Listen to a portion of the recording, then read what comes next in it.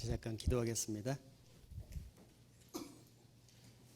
사랑이 많으신 살아 역사하시는 우리 아버지 하나님, 우리를 구원해 주시고 또 하나님의 교회와 교제 가운데 우리를 두시고 또 가르쳐 주시고 우리를 귀하게 사용해 주시는 것 감사드립니다. 오늘 특별히 주의 청년들이 하나님 말씀을 배우기 위해서 이곳에 왔습니다. 오늘 특별히 에스겔 성경을 우리가 함께 배워보려고 합니다. 하나님, 우리가 하나님께서 기록해 주신 성경 말씀을 배울 때 겸손한 마음을 갖게 해주시고 또 간절한 마음을 갖게 해주시옵소서. 하나님께서 우리에게 밝히 알려주시고 또 깨닫게 해주셔서 이 성경의 모든 말씀들이 우리의 마음속에 깊이 새겨지고 우리의 삶 속에 실천될 수 있도록 하나님 도와주시옵소서. 또 성령께서 올바르게 우리가 깨달을 수 있도록 가르쳐 주시고 혹여라도 또 우리가 잘못 알고 있는 것들 바로잡을 수 있도록 더욱 확실히 알 수 있도록 주님께서 도와주시고 역사해 주시옵소서. 우리 주 성령께 모든 것 의지하고 부탁드립니다. 우리를 사랑하시는 예수님 이름으로 기도드렸습니다. 아멘. 우선 에스겔 성경 3장을 찾겠습니다.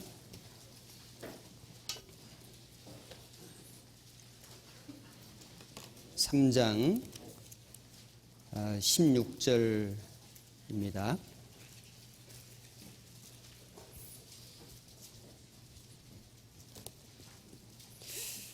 16절부터 19절까지 좀 길지만 천천히 같이 읽겠습니다. 7일 후에 여호와의 말씀이 내게 임하여 가라사대 인자야, 내가 너를 이스라엘 족속의 파수꾼으로 세웠으니 너는 내 입의 말을 듣고 나를 대신하여 그들을 깨우치라. 가령 내가 악인에게 말하기를 너는 꼭 죽으리라 할 때에 네가 깨우치지 아니하거나 말로 악인에게 일러서 그 악한 길을 떠나 생명을 구원케 하지 아니하면 그 악인은 그 죄악 중에서 죽으려니와 내가 그 핏값을 네 손에서 찾을 것이고 네가 악인을 깨우치되 그가 그 악한 마음과 악한 행위에서 돌이키지 아니하면 그는 그 죄악 중에서 죽으려니와 너는 네 생명을 보존하리라. 그리고 에스겔 33장도 찾겠습니다. 여기 에스겔 3장에다가 표시를 좀 하나 해놓으시고 에스겔 33장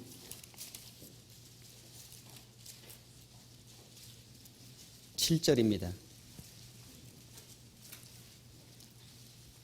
7절부터 9절까지 역시 같이 읽겠습니다.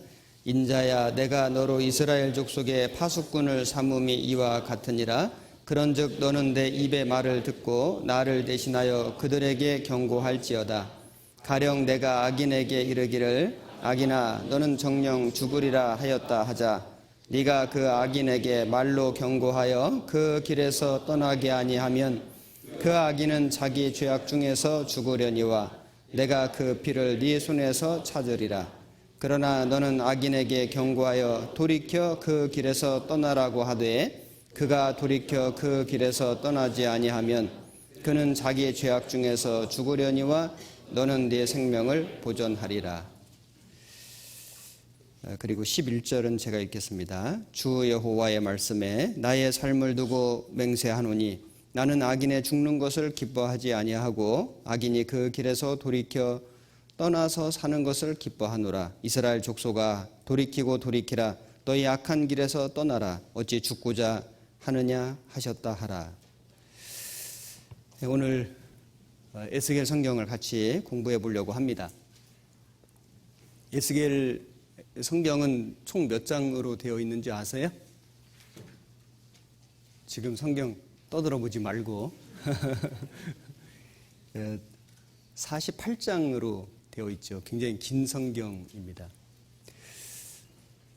아카데미를 한 달에 한 번씩 하고 있는데 굉장히 좋은 기회라고 생각이 돼요. 사실 저에게도 좋은 기회인 것 같습니다. 그래서 제가 연초에 아카데미를 제가 일부러 두 권을 제가 선택을 했는데 평소에 좀 하기 어려운, 공부를 잘 하기가 쉽지 않은 성경을 일부러 제가 골랐는데 그 중에 하나가 에스겔이었습니다. 우리가 설교를 할 때도 에스겔을 본문으로 설교하는 경우가 많지 않고, 당연히 또 우리 여러분들이 설교를 들으실 때 에스겔을 본문으로 한 설교를 들으시는 일이 그리 많지는 않습니다.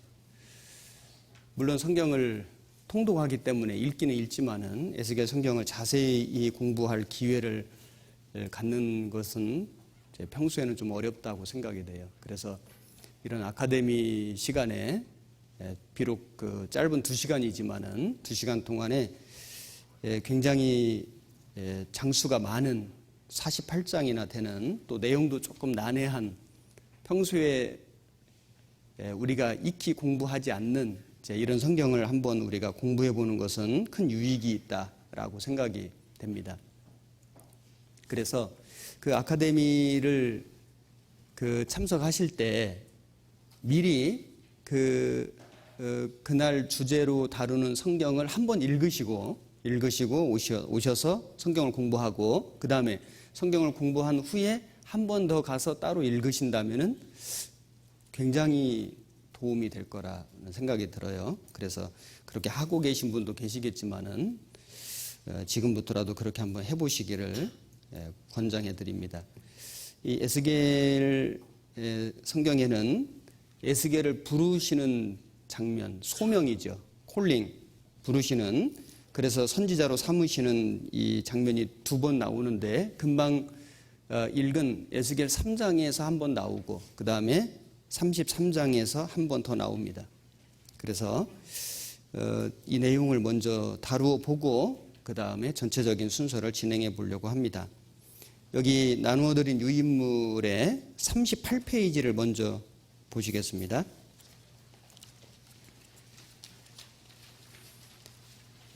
(38페이지) 가로 8번에 보면 금방 제가 말씀드린 그 에스겔에게 부여한 그 사명이 나오는데, 이 내용을 먼저 다루어 보겠습니다. 3장에서의 소명은 이스라엘과 이방에 임할 하나님의 공의로운 심판을 예언하기 위한 것이고, 그래서 심판의 메시지를 전하기 위해서 에스겔을 부르시고 말씀을 주신 겁니다.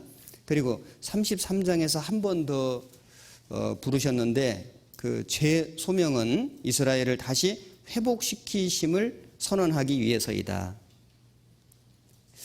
에스겔은 이스라엘 민족의, 이스라엘 족속의 파수꾼이었습니다. 물론 우리 구원받은 모든 그리스도인들은 하나님의 파수꾼으로 부름을 받은 것입니다.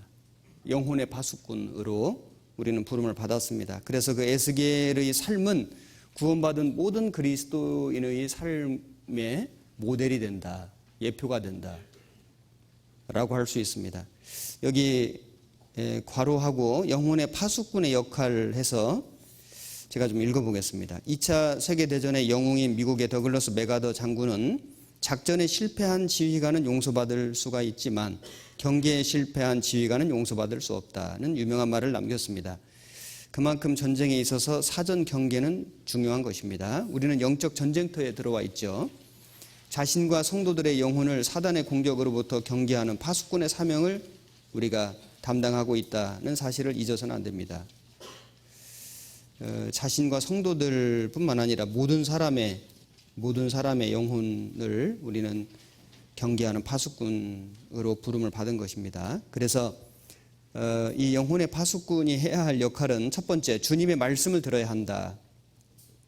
우리 그 33장 금방 읽었는데 33장 7절에 보면은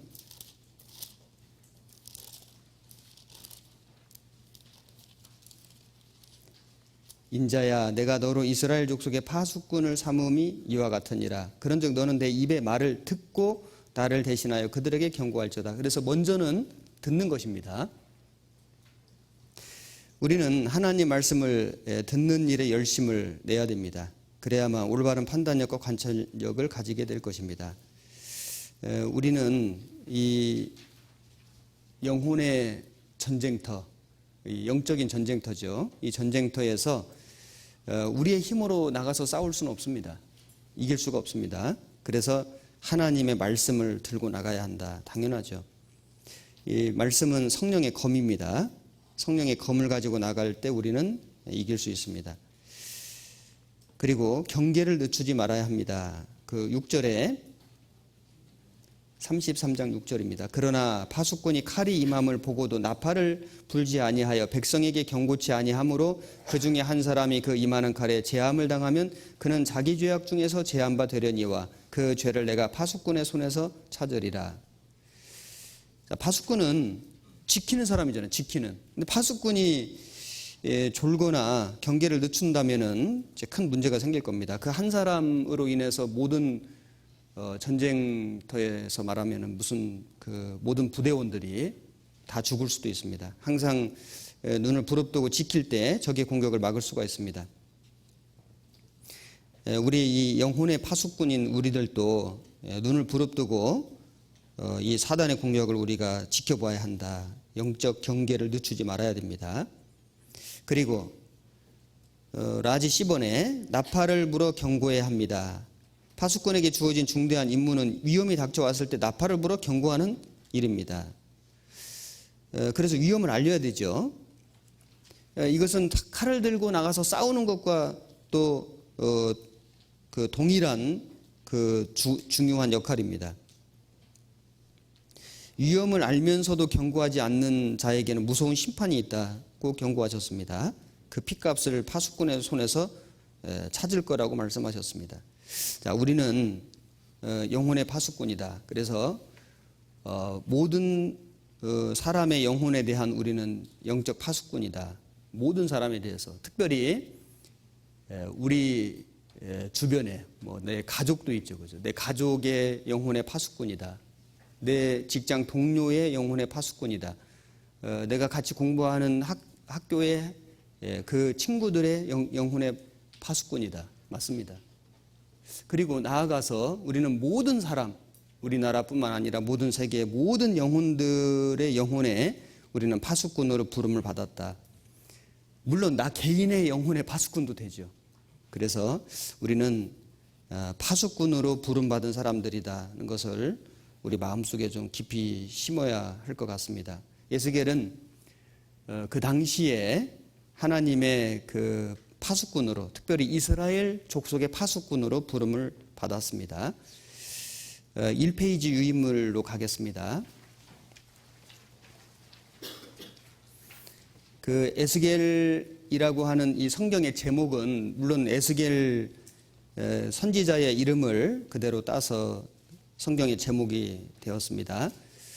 여기 그 영어로 써놨는데 영어 발음으로는 이지키얼인데 이게 이제 우리 여기 학생들이기 때문에 그 학생들 청년들이시기 때문에 이제 이제 영어 성경으로 이렇게 성경 읽으시거나 공부하시는 분도 많이 있을 텐데 그 우리가 이제 그 인명하고 지명을 공부할 때 보면은 우리가 읽는 인명하고 지명하고 전혀 발음이 다르잖아요. 뭐 비슷한 것도 있지만은 전혀 다른 이제 이걸 정말 일부러 공부하고 외우지 않으면은 이게 이제 인명과 지명이 그 우리가 한글로 읽는 거하고 너무 다르기 때문에 도무지 알아들을 수가 없습니다. 그래서 그 우리 청년들이기 때문에 또 학생들이 많이 있기 때문에 그 좀 외국어 공부도 좀 열심히 우리가 좀 해야 되겠고 그리고 성경을 읽을 때 이제 한영 그 겸용된 성경으로도 좀 이렇게 열심히 읽어보려고 노력을 하고 특별히 인명, 지명 같은 것은 이렇게 좀 찾아서 이걸 좀 이렇게 익숙하게 좀 읽어보고 하는 것도 도움이 될 것 같습니다. 여기 제목은 이제 그 에스겔 선지자의 이름을 따서 에스겔 성경인데, 그 뜻은 하나님은 강하시다, 하나님은 강하게 하신다, 이런 의미입니다. 하나님께서 하나님의 뜻대로 역사를 주관해 가시는데, 하나님은 전능하시고 강하신 분이시다. 그리고 또 완전히 그 망한 이스라엘 민족을 다시 회복해 주시는 그 하나님은 강하신 분이시다. 그래서 그 에스겔 선지자의 그 이름의 뜻이 에스겔 성경의 메시지하고 아주 잘 어울린다고 할 수 있습니다. 에스겔은 제사장의 아들이었습니다. 그런데 이 에스겔이 그 바벨론 침공 때 포로로 바벨론에 잡혀왔습니다. 그래서 BC 597년 느부갓네살의 2차 침공 때 19대 왕 여호야긴과 함께 바벨론으로 포로 잡혀왔습니다. 그래서 그발강가의 니프루 지역 테라빕에 살았는데, 포로된 지 5년 지난 BC 593년에 선지자로서 소명을 받게 되었고, 그때 나이가 30세로 추정되며, 그래서 한 25세 정도의 포로 잡혀와가지고 30세의 선지자로 부름을 받았고 52세까지 22년 동안 활동했습니다. 자, 에스겔이 어떤 삶을 살았는지 우리가 이제 대략적인 건 좀 생각해 볼 수 있습니다. 그리고 동시대에 선지자로 사역했던 사람이 바로 다니엘인데, 에스겔 바로 성경 바로 다음에 다니엘 성경이 나오는데, 에스겔과 다니엘은 동시대에 사역했습니다. 그런데 사역하는 그 위치는 좀 달랐다. 왜냐하면은 그 에스겔은 그 포로 공동체 안에서 백성들 속에서 역사했고, 다니엘은 그 고위 관료로서 그 왕궁에서 역사했습니다. 그래서 그 동시대에 역사한 그 선지자들이 이사야, 에레미야도 있습니다. 이사야, 에레미야는 남유다의 예루살렘에서 활동했는데, 에스겔, 다니엘은 포로 끌려온 바벨론에서 역사했습니다. 그러니까 동시대에 에레미야, 이사야, 에스겔, 다니엘 같은 시대지만은 그 위치가 달랐죠.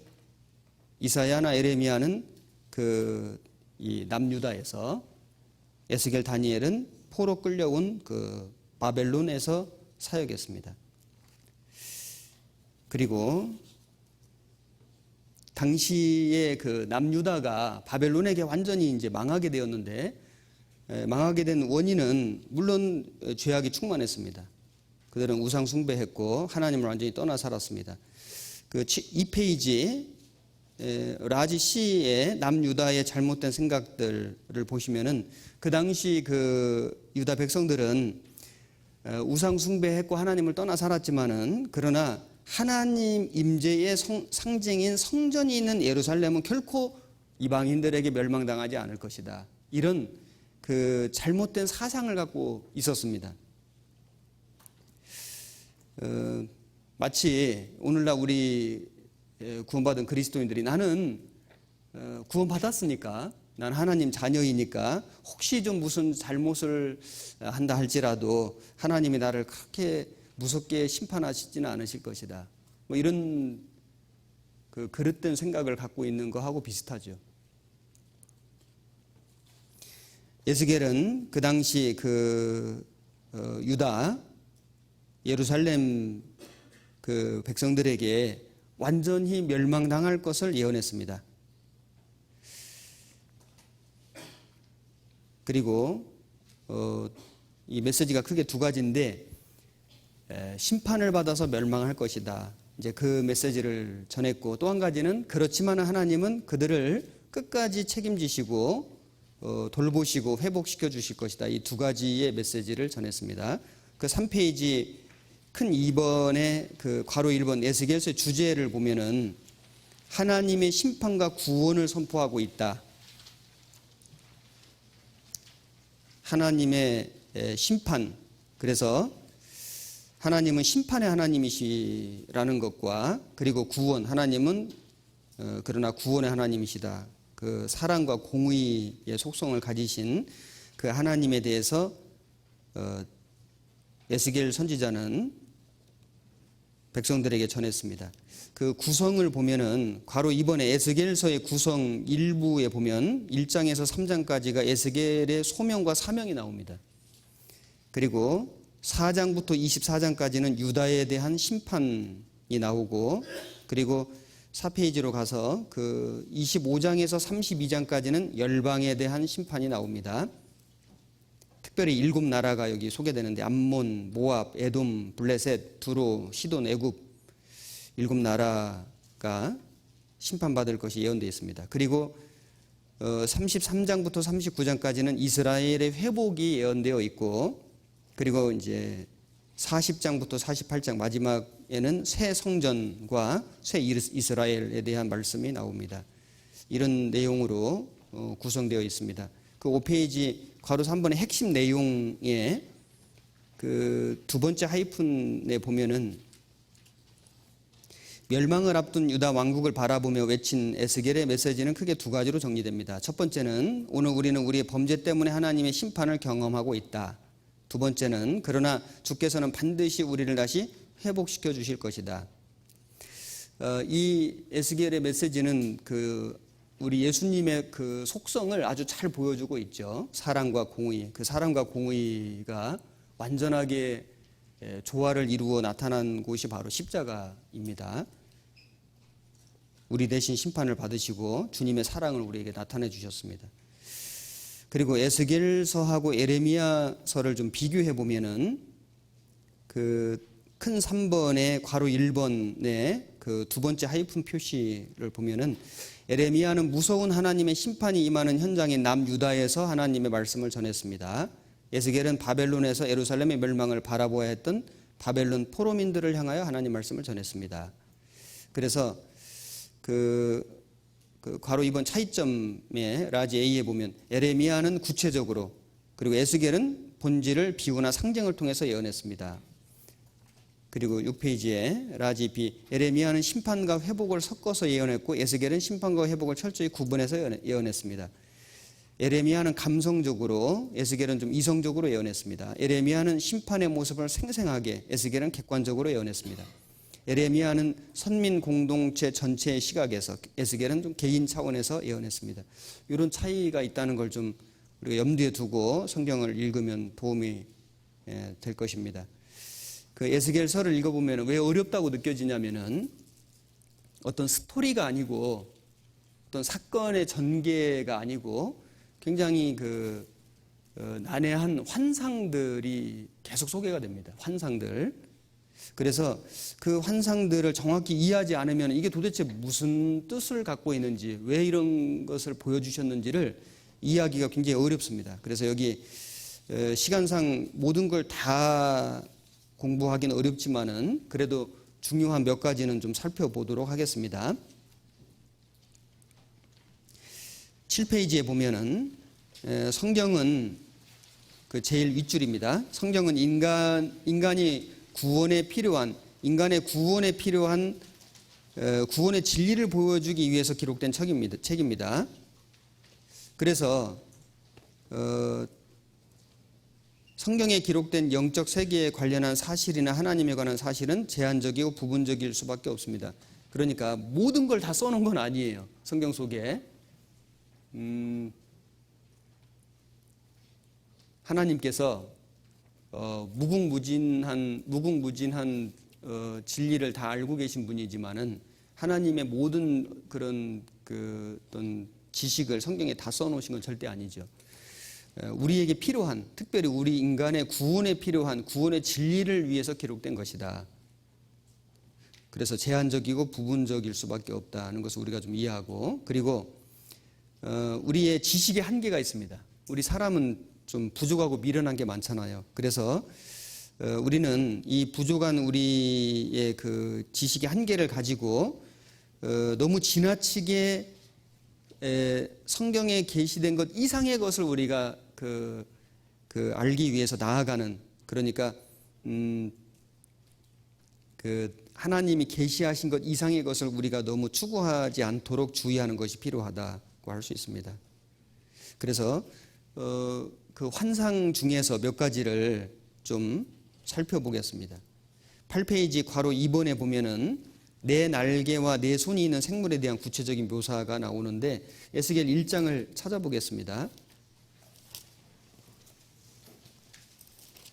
에스겔 1장 5절입니다.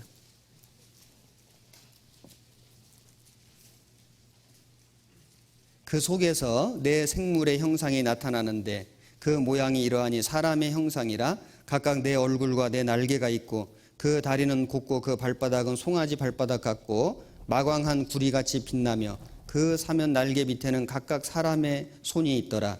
그 내 생물의 얼굴과 날개가 이러하니 날개는 다 서로 연하였으며 행할 때에는 돌이키지 아니하고 일제히 앞으로 곧게 행하며 그 얼굴들의 모양은 넷의 앞은 사람의 얼굴이요 넷의 우편은 사자의 얼굴이요 넷의 좌편은 소의 얼굴이요 넷의 뒤는 독수리의 얼굴이니 그 얼굴은 이러하며 그 날개는 들어 펴서 각기 둘씩 서로 연하였고 또 둘은 몸을 가리웠으며 신이 어느 편으로 가려면 그 생물들이 그대로 가되 돌이키지 아니하고 일제히 앞으로 곧게 행하며 또 생물의 모양은 숯불과 횃불 모양 같은데 그 불이 그 생물 사이에서 오르락 내리락 하며 그 불은 광채가 있고 그 가운데서는 번개가 나며 그 생물의 왕래가 번개같이 빠르더라. 이렇게 읽으면 도대체 이게 무슨 말씀을 하시는 건지, 왜 이런 말씀을 써놓으셨는지 좀 난해하죠.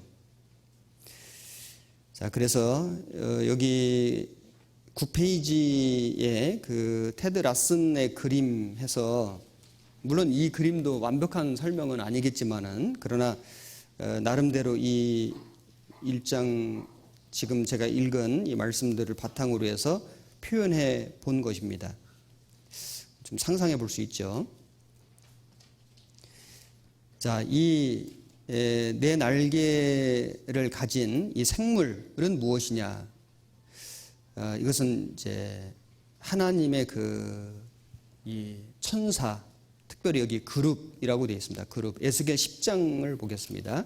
에스겔 10장 20절. 그것은 내가 그발강 가에서 본 바 이스라엘 하나님의 아래에 있던 생물이라.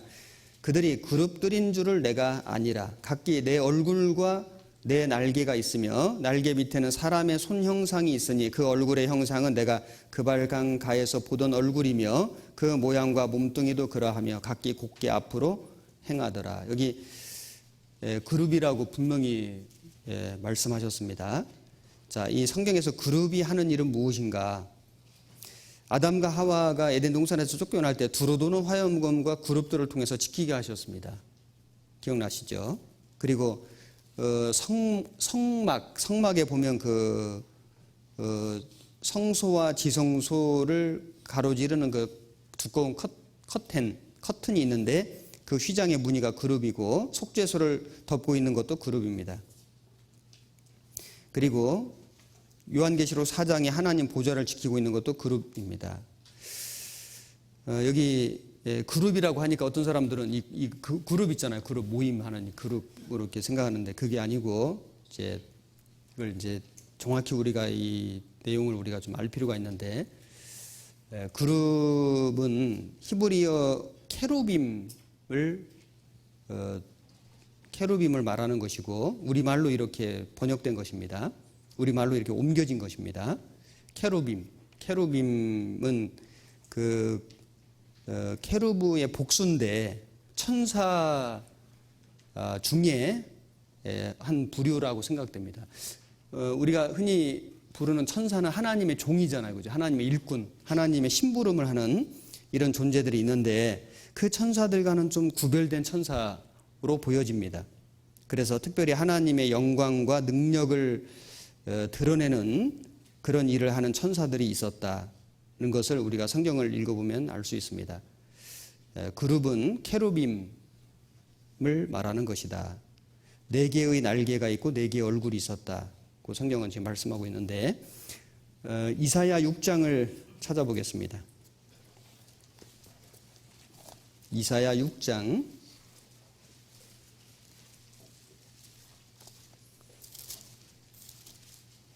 2절에 보면 제가 읽겠습니다. 스랍들은 모셔 섰는데 각기 6날개가 있어 그 둘로는 그 얼굴을 가리었고 그 둘로는 그 발을 가리었고 그 둘로는 날며 서로 창화하여 가로되 거룩하다 만군의 여호와여 그 영광이 온 땅에 충만하도다. 자, 여기에는 또 스랍이라는 단어가 나오는데 이 스랍은 또 무엇이냐? 스랍도 천사의 한 부류라고 생각됩니다. 일반적인 천사와는 좀 그 역할이 좀 다른 히브리어 원어로는 사라프입니다. 사라프. 우리말로 스랍으로 옮겨 적었는데 히브리어로는 사라프인데 하나님을 찬양하는, 하나님을 경배하는 역할을 맡은 천사로 보입니다. 여기는 날개가 6개죠. 그러니까 그룹하고는 또 좀 다르죠. 그룹은 날개가 4개입니다. 스랍은 날개가 6개입니다. 그래서 6개의 날개를 가지고 둘로는 얼굴을 가리었고, 얼굴을 가린다는 것은 자기를 감추는 거니까 겸손한 표시죠. 그 다음에 발을 가리었고, 발은 이렇게 세상을 돌아다니는 거잖아요. 그래서 발을 가리었다. 성결한 그런 모습이고, 그 다음에 둘로는 날며, 우리가 이게 날개짓을 한다는 것은 그 기쁨의 표시이기도 하고, 어떤 그 신속히 순종하는 주님 말씀을 행하는 이제 이런 의미도 될 겁니다. 그래서 이 스랍은 특별히 하나님을 찬양하고 경배하는 그런 역할을 하는 천사들로 보이는데, 날개가 6개였고, 오늘 에스겔서에 나오는 이 그 생물은 날개가 4개였고, 얼굴이 그 4가지의 모습으로 나옵니다. 여기 에스겔 그 1장 5절에 그 써놨는데, 사람의 형상, 그 라지에이 사람의 형상, 그 속에서 4생물의 형상이 나타났는데 그 모양이 이러하니. 자, 그래서 라지 B의 4 얼굴과 4 날개 사람의 손에서 그 맨 밑줄에 4 생물과 같은 모양으로 각 사면에 각각 4개 16개 얼굴이 있습니다. 이건 좀 표현이 좀 난해해가지고 이건 좀 지워주시면 좋겠습니다. 이 한 줄은 좀 지워주세요. 제가 그 깨사만 올릴 때는 지워서 올리겠습니다. 그리고 9페이지에 보시면은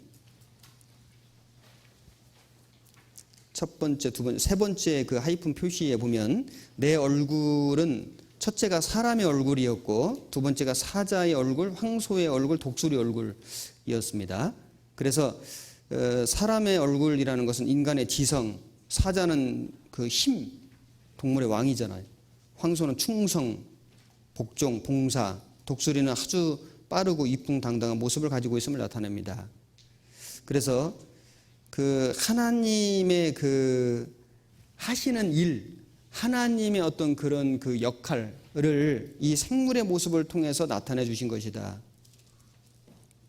하나님의 일을 이 천사들을 통해서 하시잖아요. 그래서 그 천사들의 그 모습을 보면은 하나님이 어떤 분이신가를 우리가 알 수 있다는 것입니다. 어떤 학자들은 이 그 네 생물의 모습을 사복음서로 연결해서 설명하기도 합니다. 왜냐하면 사복음서 우리 잘 아는 대로 마태복음, 마가복음, 누가복음, 요한복음 있는데 마태복음은 유대인의 왕으로 오신, 그래서 사자복음이라고 하잖아요. 마가복음은 인자복음, 사람의 모습으로 오신 예수님. 그리고 누가복음은 종의 복음, 그래서 소의 모습으로 오신 예수님. 그리고 요한복음은 하나님의 아들로 오신 예수님. 그래서 독수리 복음이라고 하잖아요. 그래서 이 생물은 그 하나님의 그 능력, 그 하나님 하시는 일을 가리키고 있다. 특별히 그 그룹 하나님의 그 천사의 모습이다. 이렇게 설명할 수 있습니다. 그리고 내 바퀴에 대한 묘사는 좀 개인적으로 좀 읽어보시고, 그리고 이제 11페이지에 궁창도 있는데 이것도 그림도 있고 하니까요. 물론 완전한 묘사는 안 됐지만은 개인적으로 좀 읽어보시기 바랍니다. 그리고 괄호 5번에 보면 골짜기에 뼈가 나오는데, 자, 이 내용은 우리가 성경 강연회 때 많이 인용하는 구절이기 때문에 좀 찾아보겠습니다. 에스겔 37장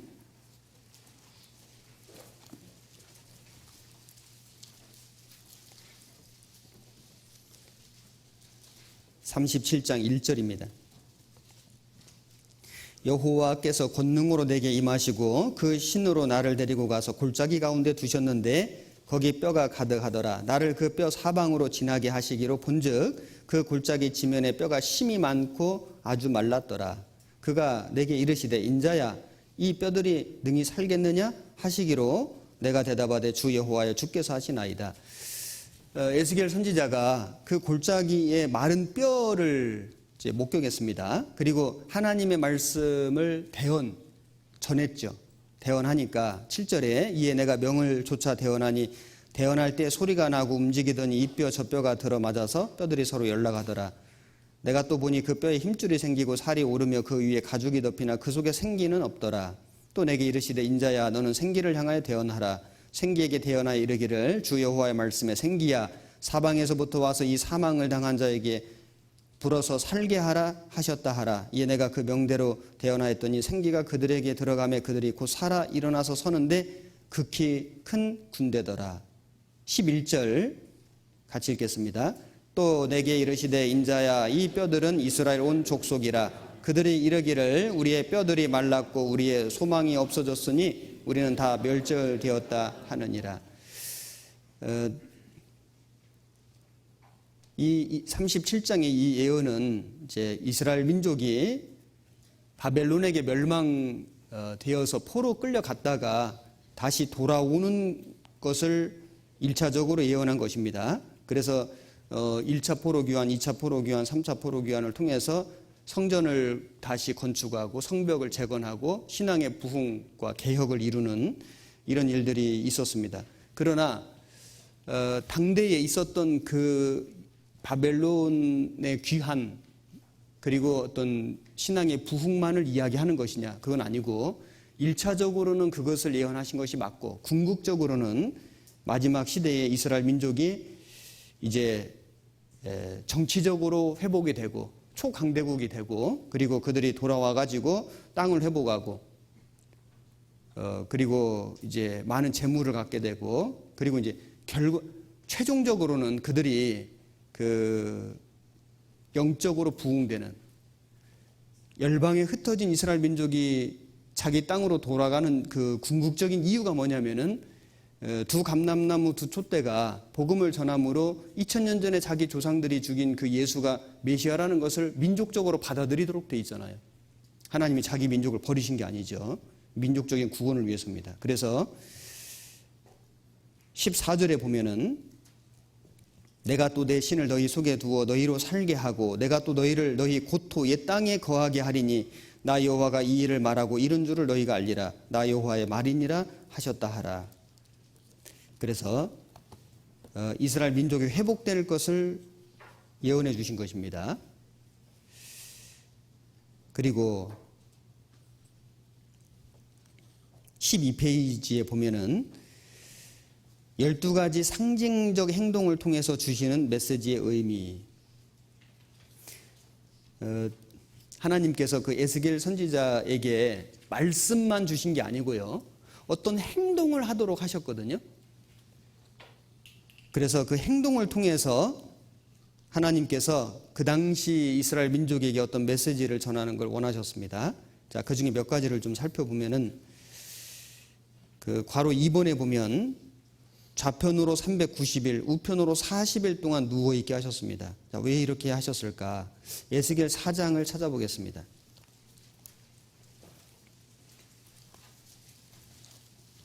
에스겔 4장 4절입니다. 너는 또 좌편으로 누워 이스라엘 족속의 죄악을 당하되 네 눕는 날수대로 그 죄악을 담당할지니라. 내가 그들의 범죄한 횟수대로 네게 날수를 정하였나니 곧 390일이니라. 너는 이렇게 이스라엘 족속의 죄악을 담당하고 그 수가 차거든 너는 우편으로 누워 유다 족속의 죄악을 담당하라. 내가 네게 40일로 정하였나니 1일이 1년이니라. 여기 390일은 좌편으로 또 40일은 우편으로 누워서 지내라. 이게 참 보통 일이 아니죠. 이 선지자가 아무나 하는 게 아닌 것 같습니다. 그냥 말씀만 전하는 게 아니고 실제 삶으로 하나님의 메시지를 전해야 했습니다. 이게 말이 그렇지 390일을 좌편으로 누워 있는다.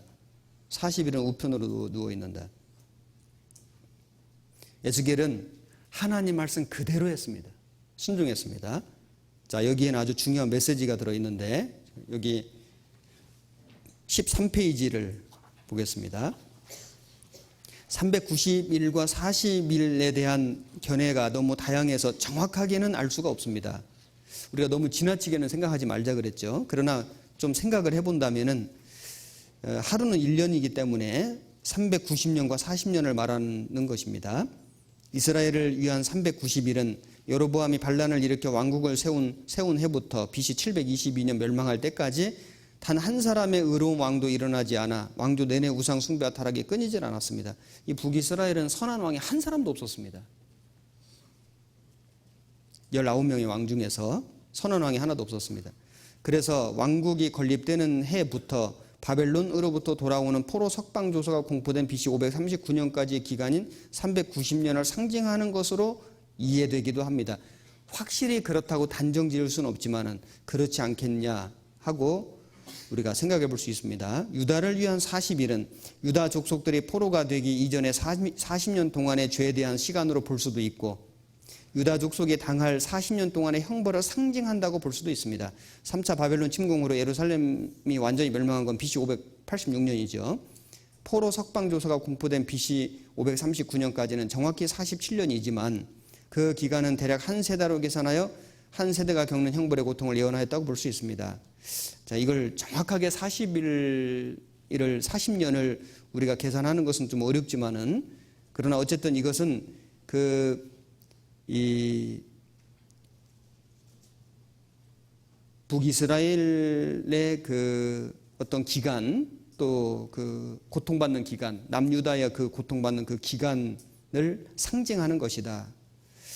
그래서 고통받는 그것을 표현하기 위해서 좌편으로 390일 우편으로 40일 북이스라엘을 위해서 390일 남유다를 위해서 40일을 누워 있었다. 사람이 한쪽으로 이렇게 한 시간만 누워 있어도 정말 불편하거든요. 그런데 390일을 또 40일을 이렇게 누워서 지냈다. 어떤 몸을 통해서 어떤 모습을 통해서 이스라엘 민족에게 계속 메시지를 전한 겁니다. 선지자는 말로만 전하는 것이 아니다. 그의 어떤 몸으로 또 그의 삶으로 하나님의 메시지를 전하는 것이다. 사실 오늘날 우리 모든 그리스도인의 삶도 그렇다고 생각합니다. 우리가 말로만 전하고 우리의 어떤 몸으로 우리의 삶으로 보여주지 않는다면은 그것은 아무 능력이 없을 것입니다. 그리고 4장 9절 또 제가 읽겠습니다. 너는 밀과 보리와 콩과 팥과 조와 귀리를 가져다가 한 그릇에 담고 떡을 만들어 내 모로 눕는 날수 그 390일에 먹되 너는 식물을 달아서 하루 20세겔 중씩 때를 따라 먹고 물도 흰 6분 1씩 되어서 때를 따라 마시라. 너는 그것을 보리떡처럼 만들어 먹되 그들의 목전에서 인분 불을 피워 구울지니라. 인분이 사람 똥이잖아요. 그걸로 불을 피워서 구울지니라. 참 하나님 좀 짓궂으신 것 같아요. 그런데 이렇게 말씀해 주신 너무나 분명한 이유가 있는 겁니다. 여기 유인물 제가 좀 보겠습니다. 바벨론의 예루살렘 포위 중에 있을 극심한 식량, 음료, 연료난을 보여준 것입니다. 여기 영어가 이렇게 돼 있는 거 잘못 쳐진 거예요. 설마 이거 그대로 읽으시는 분은 안 계시겠죠? 밀은 비교적 상류층이 즐겨 먹는 곡식이고 다른 곡식은 기피하는 식물입니다. 콩은 중하층 민들이 주식으로 하는 식물이고 조는 귀리 등과 함께 질이 낮은 식물로 여겨졌습니다. 이 같은 식물을 먹는 경우는 식량이 극히 모자랄 때의 모습입니다. 그래서 밀과 보리와 콩과 팥과 조와 귀리를 가져다가 그래서 이제 그런 혼합 곡식으로 떡을 만들어 가지고 이제 이 떡을 굽는데 보통은 숯불로 굽는데 땔감이 부족하면 소나 낙타의 배설물을 말려 사용했습니다. 이것도 구할 수 없을 때는 사람 배설물인 인분이 최후로 사용하는 수단이었습니다. 그러나 인분은 율법에서 부정한 것으로 규정했기 때문에 인분으로 음식을 만드는 것은 최악의 상태가 이르게 될 것을 암시해주고 있습니다. 하나님은 에스겔에게 인분으로 떡을 구우라고 하셨습니다. 그러나 에스겔의 간청으로 인분 대신 쇠똥으로 대신하게 허락해 주셨죠. 자, 이렇게 그 390일 또 40일을 좌로 우로 누워서 이런 음식을 이제 먹고 사는 겁니다. 그런데 그 이 음식의 양이 아주 적은 양이거든요. 여기 보면은 하루 230g 정도의 떡과 2컵 정도의 물, 0.6리터. 아주 적은 분량의 음식과 물을 가지고 390일 동안 또 40일 동안 누워서 고역을 치르면서 이걸 먹고 이제 지내야 되는 겁니다. 자, 이것은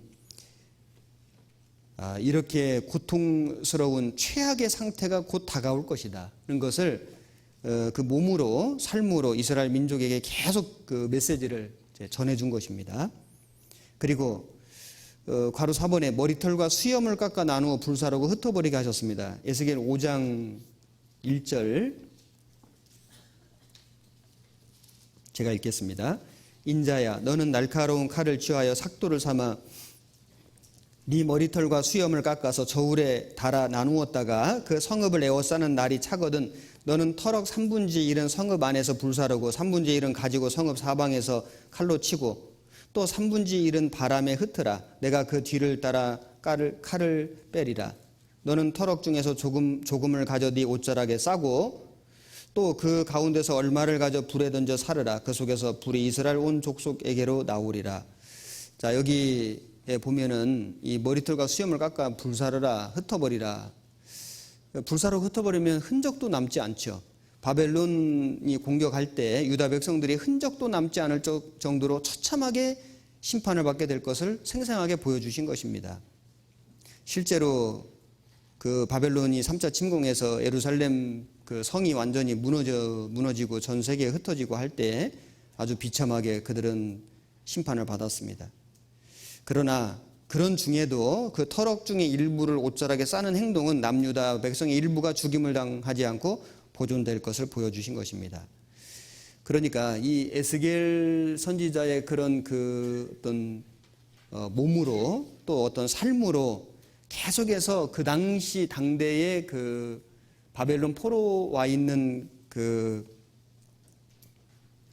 이스라엘 백성들과 또 남유다에 남아있는 이스라엘 백성들에게 그 하나님이 내리실 그 심판을 생생하게 계속해서 보여주며 증거한 것이다. 그래서 이 12가지의 그런 그 상징적인 모습을 통해서 행동을 통해서 메시지를 주셨습니다. 그런 내용들이 계속 이어지고 있는데 괄호 5번에는 손뼉을 치며 발을 구르며 메시지를 선포했고 그리고 괄호 6번에는 행구를 메고 급하게 도망하듯이 이사하게 하셨고 괄호 7번에는 떨면서 음식을 먹고 놀라고 근심하면서 물을 마시게 했고 괄호 8번에는 날카로운 칼을 공중에 휘두르며 슬피 우는 중에 넓적다리를 치는 그런 행동을 했고 그리고 16페이지에 괄호 9번에는 땅에 두 갈래의 길을 그린 후 한 길에는 라빠행 다른 한 길에는 예루살렘행의 지시표를 만들게 했습니다. 그래서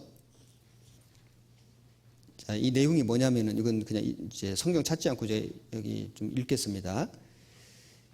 이것은 바벨론 왕이 암몬을 먼저 칠 것인지 예루살렘을 먼저 칠 것인지 망설이다가 점을 통해서 예루살렘으로 가는 길을 얻은 후에 예루살렘에 대한 공격을 먼저 개시할 것을 보여주는 것입니다. 이 본문의 예언은 너무나 상세하여 이 세상의 역사를 주관하시는 분이 하나님이심을 분명히 보여주고 있습니다. 바벨론이 유다를 공격하기 위해 주된 공격로를 결정하는 제비뽑기 장면을 예언하며 더불어 바벨론이 주요 공격 루트를 정하여 예루살렘으로 진격하는 장면들을 마치 현재 일어나고 있는 일을 중계하듯이 알려주었습니다. 그 밑에 그 그림 위에 있는 그 하이픈 표시에 보시면 바벨론 왕은 미신적인 방법을 통해 하나님의 섭리를 이루게 되었습니다. 이것을 보고 미신적인 방법으로도 하나님 뜻을 알 수 있는 하나의 수단으로 오해하면 안 됩니다. 느부갓네살이 미신적인 방법을 사용하여 하나님 뜻을 알아낸 것이 아니라 하나님께서 그런 미신적인 방법밖에 알지 못하는 느부갓네살에게 그가 신뢰하는 방법을 사용해서 하나님의 뜻대로 움직이도록 역사하신 것입니다. 이해되시죠? 하나님 아주 구체적인 그런 그 사건들을 전부 다 예언해 주셨습니다. 그리고 괄호 10번에는 가마를 걸고 물과 양고기를 넣은 후 고기와 뼈가 무르고 국물과 가마의 녹이 없어지기까지 불을 떼는 그런 행동을 하게 했습니다. 이것은 이제 하나님의 심판이 아주 맹렬하게 아주 무섭게 이루어질 것을 보여주신 것입니다. 그리고 이제 괄호 11번에 보면 에스겔 아내의 갑작스런 죽음이 나옵니다. 여기는 좀 찾아보겠습니다. 에스겔 24장 16절.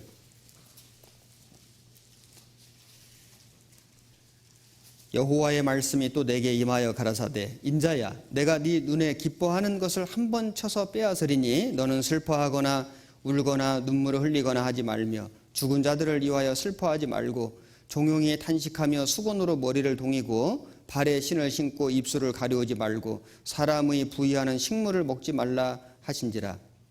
내가 아침에 백성에게 고하였더니 저녁에 내 아내가 죽기로 아침에 내가 받은 명령대로 행하매. 여기 보면은 참 하나님께서 그 우상 숭배하는 하나님을 떠난 백성들을 깨우치시기 위해서 여러 가지 말씀도 전하시고 여러 가지 그런 어떤 이 에스겔의 행동을 통해서 메시지를 전해 주셨는데 심지어는 에스겔의 아내가 갑작스럽게 죽는 일을 허락하셨습니다.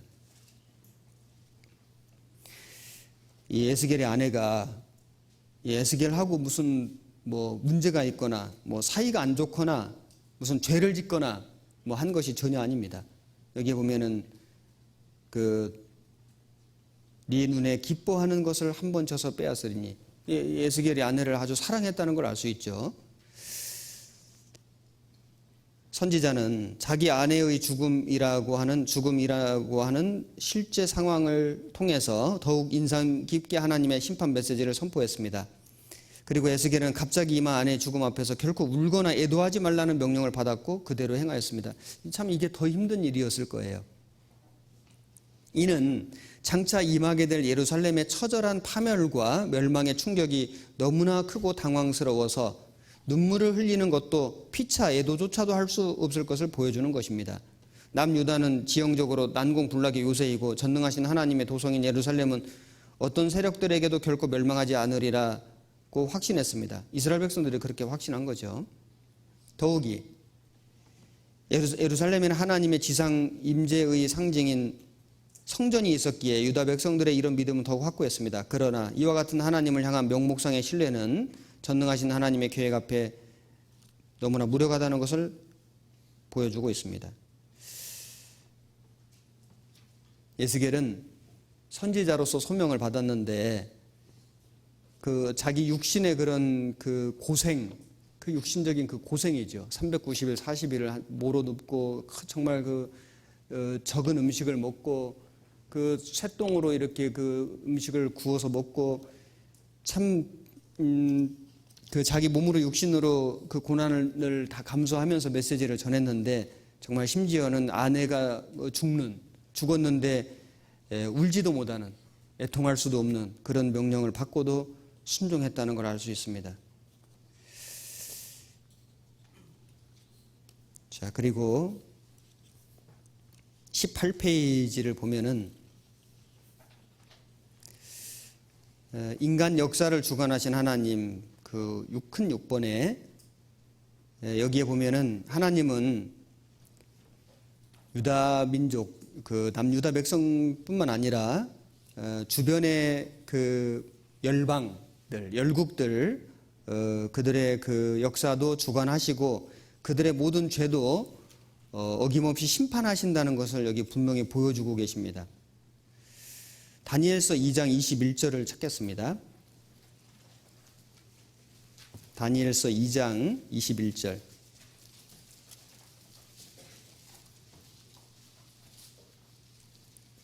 그는 때와 기한을 변하시며 왕들을 패하시고 왕들을 세우시며 지혜자에게 지혜를 주시고 지식자에게 총명을 주시는도다. 한 나라를 세우시고 멸하시는 권능이 하나님께 있다. 한 왕을 세우고 패하는 권능이 하나님께 있다고 성경은 말씀하십니다. 다니엘서 4장 17절 4장 17절 말씀은 같이 읽겠습니다. 이는 순찰자들의 명령대로요 거룩한 자들의 말대로니 곧 인생으로 지극히 높으신 자가 인간 나라를 다스리시며 자기의 뜻대로 그것을 누구에게든지 주시며 또 지극히 천한 자로 그 위에 세우시는 줄을 알게 하려 함이니라 하였느니라. 하나님의 뜻대로 인간 나라를 다스리신다. 그것을 누구에게 주시기도 하신다. 세우기도 하신다. 그래서 하나님께서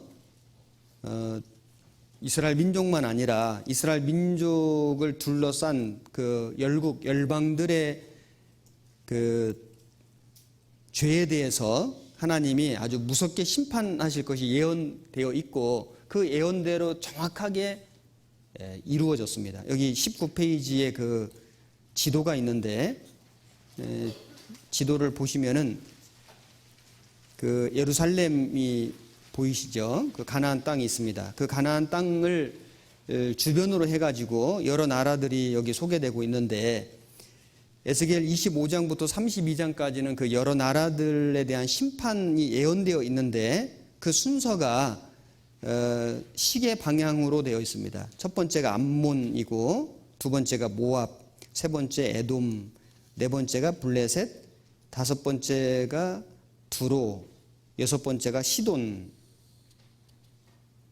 이런 나라들에 대한 그리고 이제 그 애굽 마지막으로 애굽도 있습니다. 이런 그 주변 열강들의 심판에 대한 예언이 이제 25장부터 32장에 이어서 나옵니다. 20페이지를 보시겠습니다. 암몬에 대한 예언인데 암몬은 우리 잘 아는 대로 아브라함의 조카 롯이 작은 딸과 동침해서 낳은 그 베남미의 후손 족속입니다. 왜 멸망시키셨냐? 우상 숭배입니다. 도덕적 타락입니다. 그리고 하나님의 백성인 그 유다 민족이 바벨론에게 포위당하고 있을 때 그들을 조롱하고 멸시했습니다. 하나님의 백성을 조롱하고 멸시하는 게 아주 죄가 됩니다. 그 뒤에도 보면은 그 다른 열방 나라들을 하나님이 심판하실 때 물론 그들의 우상 숭배의 죄, 도덕적인 그 타락의 죄도 심판하셨지만은 하나님의 백성을 멸시하고 조롱하고 괴롭히는 것에 대해서 심판하셨다는 걸 알 수 있습니다. 지금도 마찬가지죠. 하나님이 우상 숭배의 죄, 도덕적인 죄도 물론 심판하시지만은 하나님의 그 구원함을 받은 하나님의 그 자녀들, 하나님의 그 거듭난 그리스도인들을 핍박하고 회방하는 것에 대해서 하나님은 반드시 신원해 주실 것입니다. 모압에 대한 심판도 나오는데 모압은 아브라함의 조카 롯이 큰 딸과 동침하여 낳은 그 모압 후손이죠. 동일한 죄로 심판을 하실 것을 예언되어 있습니다. 그리고 그대로 성취되었습니다. 에돔은 야곱의 쌍둥이 형인 에서가 세운 나라로서 야곱의 후손이 세운 이스라엘과는 형제 같은 나라인데 또 불구하고 그 에돔 사람들이 그 예루살렘이 바벨론에게 포위당했을 때 그 탈출하는 유다 백성들을 잡아서 바벨론에게 넘겨주기도 하고 그 약탈물을 취하기도 하고 그래서 모압 암몬은 좀 소극적으로 유다의 멸망을 기뻐하는 정도였다면은 에돔 사람들은 아주 적극적으로 범죄했다. 그래서 그 결과 그들은 지구상에서 영원히 멸망하는 민족이 되었다. 역사가 증언하고 있습니다. 그리고 21페이지에 블레셋에 대한 심판이 나오는데 블레셋은 오랫동안 그 이스라엘 민족을 괴롭혔습니다. 이 블레셋은 함계통의 자손인데 해양 민족입니다. 그래서 그 가나안 땅으로 이주해 가지고 남부 해안 쪽에 정착한 민족이었습니다. 그 팔레스타인이라는 지명이 여기 블레셋에서 유래되었습니다. 그 블레셋이 이제 바벨론에게 그 멸망하고 이제 사라졌습니다. 국가로서는 더 이상 존속할 수 없게 되었습니다. 두로에 대한 심판이 26장부터 27장, 28장 그 긴 분량에 걸쳐서 나오는데, 특별히 우리가 좀 그 살펴볼 내용이 28장 1절에 있습니다. 찾아보겠습니다. 28장 1절. 여호와의 말씀이 또 내게 임하여 가라사대, 인자야 너는 두로 왕에게 이르기를, 주 여호와의 말씀에 네 마음이 교만하여 말하기를, 나는 신이라 내가 하나님의 자리 곧 바다 중심에 앉았다 하도다. 네 마음이 하나님의 마음 같은 채 할지라도 너는 사람이요 신이 아니오늘. 자, 여기 보면 이 두로 왕이 아주 교만했다는 걸 알 수 있죠. 아주 이 교만이 이제 결국 멸망의 원인이 됩니다. 스스로 자기를 신으로 자처했다. 그리고 자기의 어떤 풍요로운 재물을 자랑했다. 그리고 가난하고 소외된 자들을 약탈하고 강포를 행했다. 이것이 이제 두로 왕의 이제 주된 죄인데, 이 모습을 통해서 그 하나님을 회방하고 대적하는 사단의 모습을 발견할 수 있습니다. 그래서 12절에 보시면 12절, 인자야 두로 왕을 위하여 애가를 지어 그에게 이르기를, 주 여호와의 말씀에 너는 완전한 인이었고 지혜가 충족하며 온전히 아름다웠도다. 네가 옛적에 하나님의 동산 에덴에 있어서 각종 보석 곧 홍보석과 황보석과 금강석과 황옥과 홍만호와 창옥과 청보석과 남보석과 홍옥과 황금으로 단장하였으며, 네가 지음을 받던 날에 너를 위하여 소구와 비파가 예비되었도다. 너는 기름 부음을 받은 덮는 그룹임이여, 내가 너를 세움에 네가 하나님의 성산에 있어서 화강석 사이에 왕래하였었도다. 네가 지음을 받던 날로부터 네 모든 길에 완전하더니 마침내 불의가 드러났도다. 이 내용을 보면은 이 타락한 천사, 이 마귀를 연상할 수 있죠. 그런데 분명히 두로 왕에게 이르기를, 두로 왕 얘기를 하면서 마귀 얘기를 하고 계시거든요. 그러니까 두로 왕을 심판하실 것을 말씀하시면서 그 두로 왕의 그 배후에서 역사해가지고 두로 왕을 교만케 한 그 마귀를 향해서 하나님이 말씀하시는 겁니다. 성경에 보면은 이런 그 말씀들이 자주 나오는 걸 알 수 있죠.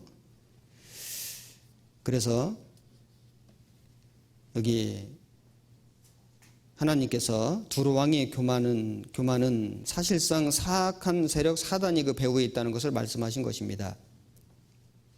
이사야 14장도 찾아보겠습니다. 이사야 14장 12절.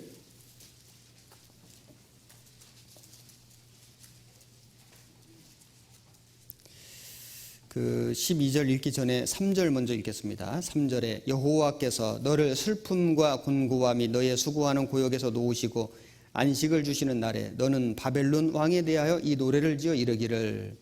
저기 바벨론 왕에게 하시는 말씀이거든요. 12절에 너 아침의 아들 계명성이 어찌 그리 하늘에서 떨어졌으며 너 열국을 엎은 자여 어찌 그리 땅에 찍혔는고. 네가 네 마음에 이르기를 내가 하늘에 올라 하나님의 뭇별 위에 나의 보좌를 높이리라. 내가 북극 지폐의 산 위에 좌정하리라. 가장 높은 구름에 올라 지극히 높은 자와 비기리라 하도다. 그러나 이제 네가 음부 곧 구덩이의 맨 밑에 빠치우리로다. 자, 여기 바벨론 왕에게 말씀하면서 그 바벨론 왕 배후에 있는 사단 마귀에게 하시는 말씀이죠. 그래서 이 두로 왕이 이제 심판받을 것을 예언하셨고, 예언하신 그대로 두로는 멸망했습니다. 그리고 이제 그 다음에 시돈의 멸망이 선포되어 있고, 그리고 22페이지 보면 애굽의 멸망이 이제 선포되어 있습니다. 애굽이 반드시 망하는 이유, 그 스몰 a 그 밑에 보면은 괄호하고 애굽이 반드시 망하는 이유, 그 동글뱅이 1번에 애굽의 절대 군주인 바로의 극심한 교만 때문에, 동글뱅이 2번에 애굽은 자신들의 목적 달성을 위해 유다로 하여금 하나님의 뜻을 거스르도록 유혹했기 때문에. 그래서 애굽이 이제 멸망합니다. 지금 애굽 이집트죠. 이집트가 얼마나 지금 정말 아주 못 살고 그 내전이 있고 그 아주 혼란한 그런 그 나라가 됐습니다. 그리고 23페이지에 보시면은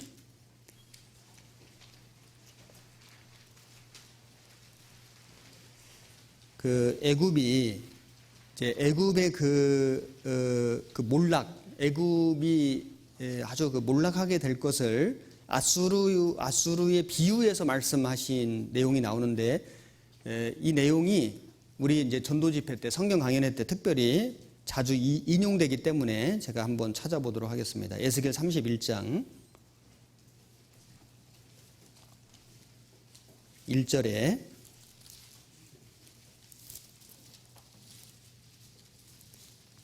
제11년 3월 초 1일에 여호와의 말씀이 내게 임하여 가라사대, 인자야 너는 애굽 왕 바로와 그 무리에게 이르기를 네 큰 위엄을 네게 비하랴. 볼지어다 아수르 사람은 가지가 아름답고 그늘은 삼림의 그늘 같으며 키가 높고 꼭대기 구름에 닿은 레바논 백향목이었느니라. 애굽 왕 바로에게 말씀하시면서 아수르 이야기를 하는 겁니다. 아수르가 얼마나 백향목처럼 아주 화려하고 번성했냐. 그래서 그 아수르가 바벨론 제국에 멸망하기 전까지는 에덴 동산에 비견될 만큼 아름다웠다, 풍요로웠다. 그런데 그 아수르가 이제 멸망한 것처럼 애굽도 멸망해서 에덴 동산이 지하에 내려간 것처럼 지하로 내려갈 것이다. 이렇게 예언되어 있는 거죠. 18절에 너의 영화와 광대함이 에덴 모든 나무 중에 어떤 것과 같은고, 그러나 네가 에덴 나무와 함께 지하에 내려갈 것이요 거기서 할례 받지 못하고 칼에 살육당한 자 중에 누구리라. 이들은 바로와 그 모든 군대니라. 나 주 여호와의 말이니라 하라. 그래서 그 애굽이 교만했기 때문에, 그리고 그 이스라엘 민족으로 죄를 짓도록 유혹했기 때문에 애굽이 그 아수르가 그렇게 영화로웠는데 하나님께 멸망당한 것처럼 애굽도 몰락하게 될 것이다. 그 영화를 다 잃어버리게 될 것이다. 실제로 그 애굽이 그 영화를 다 잃어버렸잖아요. 몰락해. 애굽이 얼마나 강대한 나라였습니까? 이 바로가 이 신의 아들로 칭해졌고, 그리고 그 피라미드 만들고 한 거 봐요. 아주 그 문화가 그 이 나라의 국력이 아주 대단했습니다. 그런데 완전히 몰락했습니다. 자, 그리고 24페이지를 보겠습니다. 이 열방 열국 일곱 나라에 대한 이 심판이 예언되어 있고, 이제 24페이지 큰 7번에 보면은 여호와의 영광이 떠나셨다가 다시 돌아오심이 나오는데, 그냥 간략하게 좀 보면은 1장에서 3장까지는 여호와의 영광이 나타납니다. 그 3장 23절에 유인물에 있는 대로 제가 읽겠습니다. 내가 일어나 들로 나가니 여호와의 영광이 거기 머물렀는데 내가 전에 그 발 강가에서 보았던 영광과 같은지라. 내가 곧 엎드리니. 자, 여호와의 영광이 머물렀습니다. 그런데 불순종함으로 말미암아 영광이 떠나갔죠. 그래서 4장부터 24장까지 내용은 여호와의 영광이 떠나가는 모습입니다. 하나님의 백성이라도 범죄하면은 하나님의 영광은 떠나갈 수밖에 없습니다. 그리고 그 영광이 떠난 자리에는 심판이 임할 수밖에 없습니다. 자, 떠나가셨던 그 여호와의 영광이 다시 돌아옵니다. 43장부터 48장까지. 그래서 43장 1절에서 6절에 보면은 에스겔은 여호와의 영광이 성전에 다시 돌아오는 것을 볼 수 있습니다.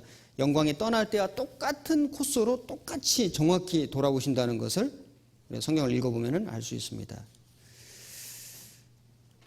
자, 그리고 이제 26페이지에 보면은 새 성전과 교회가 나오는데, 여기 40장부터 48장까지 그 새 성전에 관한 내용이 나오는데, 에스겔 성경이 어렵게 느껴지는 것은 말씀드린 것처럼 서두에 나오는 그 환상들, 환상과 비유, 그리고 그 남유다 백성들에 대한 심판, 열국에 대한 그 심판이 아주 구체적으로 계속해서 나오거든요. 그리고 이제 여기 또 40장부터는 그 새 성전에 대한 그 여러 가지 제도와 그 도면 이런 것들이 나오는데 이제 이게 굉장히 난해한 겁니다. 아주 좀 어렵습니다. 그런데 이것이 무엇을 의미하는 것인지 좀 생각해 보겠습니다. 40장에서 42장에 나타난 새 성전의 치수와 도면은 솔로몬 성전이나 스룹바벨 성전이나 헤롯 성전 그 어떤 성전과도 다릅니다. 그리고 43장에서 46장에 기록된 제사의 절차도 모세오경에 기록된 것과 비슷한 것도 있지만은 역사상의 기록과는 다릅니다. 그러니까 아주 좀 생뚱맞은 그런 이제 모양의 그런 성전이 지금 나온 거예요. 그리고 그 일반적이지 않은 그런 그 제사의 절차 이런 것들이 이제 나오는데, 자, 이것이 무엇이냐 이걸 좀 생각해 보면은 이 성전은 역사적인 성취라기보다는 미래에 일어날 예언으로 보아야 할 것이며 이미 이루어져 있는 그리스도의 몸인 성전에 대한 의미도 포함될 것입니다. 이 교회죠, 교회. 이미 이루어져 있는 그리스도의 몸 교회에 대한 의미도 포함되어 있습니다. 그리고 천년 왕국에서 이루어지는 성전의 모습이기도 할 것입니다. 뭐라고 단정 지을 수는 없지만은 이럴 것이라고 우리는 추정해보고 생각해 볼 수 있습니다. 솔로몬 성전은 바벨론 느부갓네살에 의해서 BC 586년에 파괴되었습니다. 스룹바벨 성전을 지었죠. 그리고 또 헤롯 성전을 헤롯이 그 유대인들을 위해서 지어줬습니다. 그 성전이 AD 70년에 그 타이터스에 의해서 이제 파괴되고 이스라엘 백성들은 전 세계로 다 흩어지게 되었는데 지금 그 자리에 이제 회교 황금 사원 알라크사라고 하는 회교 사원이 황금 돔 사원이 지금 세워져 있잖아요. 우리 시대에 제3성전이 지어질 준비가 완료되었다. 요즘 뭐 여러 가지 뉴스를 통해서 다 들어보셨겠지만은 성전 건축위원회 뭐 이런 것이 구성이 됐고 그래서 거의 100% 제3성전이 지어질 준비가 스탠바이 된 상태다. 그 왜 우리가 중요하냐면은 3성전은 7년 환난 중에 반드시 있어야 되거든요. 7년 환난이 시작이 되면은 적그리스도가 제사와 예물을 드리도록 허락하다가 중반에 그 제사와 예물을 금지할 것이며 자기가 예루살렘 성전에 앉아 자기를 하나님이라고 한다고 성경에 기록되어 있죠. 그러면 성전이 있어야 되잖아요. 근데 지금 성전이 없거든요. 성전이 반드시 지어져야만 환난 기간에 그 예언들이 이루어지는 것입니다. 그런데 그 성전이 지어질 모든 준비가 완료되었다는 것은 곧 그 환난이 이제 시작될 모든 이제 징조가 이루어진 것이다라고 우리는 충분히 생각해 볼 수 있습니다.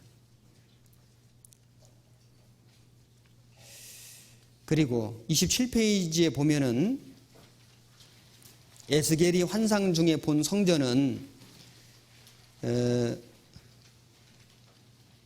바벨론 포로들에게 느부갓네살에 의해 파괴된 성전이 다시 세워진 그 광경을 보여주심으로 그들을 잊지 않으시고 회복시키신 하나님의 사랑과 은혜를 일깨워주기 위해서입니다. 586년에 BC 586년에 바벨론에 의해서 성전이 다 무너졌는데 처참하게 그들은 그 부서진 그 성전을 봤는데 쫓겨났는데 에스겔 성경을 읽을 때마다 아, 새 성전이 지어지는구나. 얼마나 큰 은혜가 되고 위로가 되고 힘이 되었겠습니까? 그리고 우리 시대에는 하나님이 세우신 새 성전의 모습이 바로 교회라는 것을 알게 해주십니다. 우리 가운데 계신 성령이 거하시는 성전은 예수 그리스도의 몸으로서 구원받은 사람들이 하나님의 성전임을 우리에게 분명히 말씀하셨습니다. 그리고 이 성전은 천년왕국 때 이루어지는 성전의 모습이기도 합니다. 그러면 천년왕국 때에는 성전과 제사장들, 제사법들이 구약으로 다시 돌아가는 것을 의미할까요? 그렇지는 않습니다. 천년왕국 때 성전은 희생제사를 위해서 세워진 것이 아니라 기념을 위해서 세워진 것입니다. 예수님의 십자가 희생은 반복될 수 없지만은 성찬 의식을 통해서 예수님의 죽음을 기념하는 것처럼 천년왕국 때 세워지는 성전은 죄를 위한 희생 제사를 드리려고 세워지는 것이 아니라 그리스도의 사역에 대한 기념으로서 성전이 세워질 것입니다.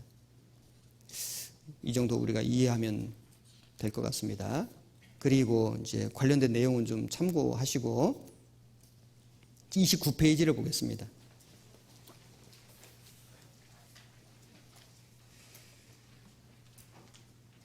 라지 에이번의 새 성전에 대한 이상, 그래서 이 구조를 좀 보면은 성전의 구조를 통해서 우리가 신앙적인 교훈을 좀 받을 수 있는데 40장 5절을 찾겠습니다. 에스겔 40장 5절.